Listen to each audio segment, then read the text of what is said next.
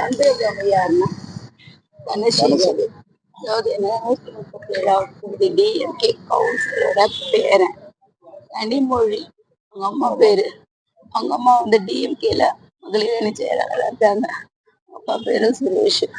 இந்த பையன் என்ன பண்ணியிருக்கான், என் பையனுக்கு அவனுக்கு எந்த பிரச்சனையும் இல்லை.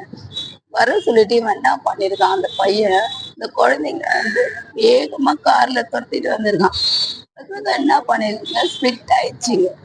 ஸ்பிட் ஆனது என் பையனும் அபிஷேக்கும் போனதை இவன் ஃபாலோ பண்ணிட்டு போய் கார்ல இடிச்சுட்டான். இடிச்சுட்டு என்ன பண்றான், இவன் மறுபடியும் இடிச்சுட்டு பையன் சத்துன பிறகு நிறைய திறந்து இருக்கான். சிசிடிவி ஃபுட்டேஜ் எங்களை காட்டவே இல்லை.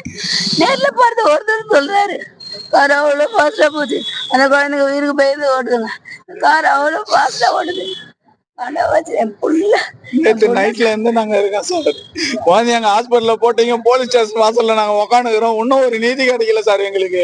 எஃப்ஐஆர் ஃபைல் பண்ண மாட்டேன்றாங்க. இவ்வளவு சார், இது இந்த அண்ணா நகர்ல கம்மத்து சிசிடிவி கேமரா வச்சுக்கிறாங்க. ஒரு சிசிடிவி கேமரா கூட சார் இன்னும் போட்டோச்சு கிடைக்கலையா சார்? இங்க என்ன சார் இது அக்கிரமா இருக்குது? பணம் இருக்கவனுக்கு ஒரு நீதி, பணம் இல்லாதவனுக்கு ஒரு நீதியா சார்? என்ன சார் இது? இந்த நீதி எங்களுக்கு நீதி வேணும் சார். இல்லனாக்கா இந்த இடத்த விட்டு நாங்க நவரவே மாட்டோம் சார். இல்லனா நாங்க தர்ணா போராட்டம் சார். உயிர் கூட விடுறதுக்கு தயங்க மாட்டோம் சார். என் பிள்ளைக்காக நான் ஆக்சிடென்ட்னா எஃப்ஐஆர் எடுக்கிறேன்றாங்க, மர்டர்னா எடுக்க மாட்டேன்னு. என் குழந்தை நேற்று நைட்டு 2 மணிக்கு மாற்றி வந்து போச்சு, இன்னும் வரல.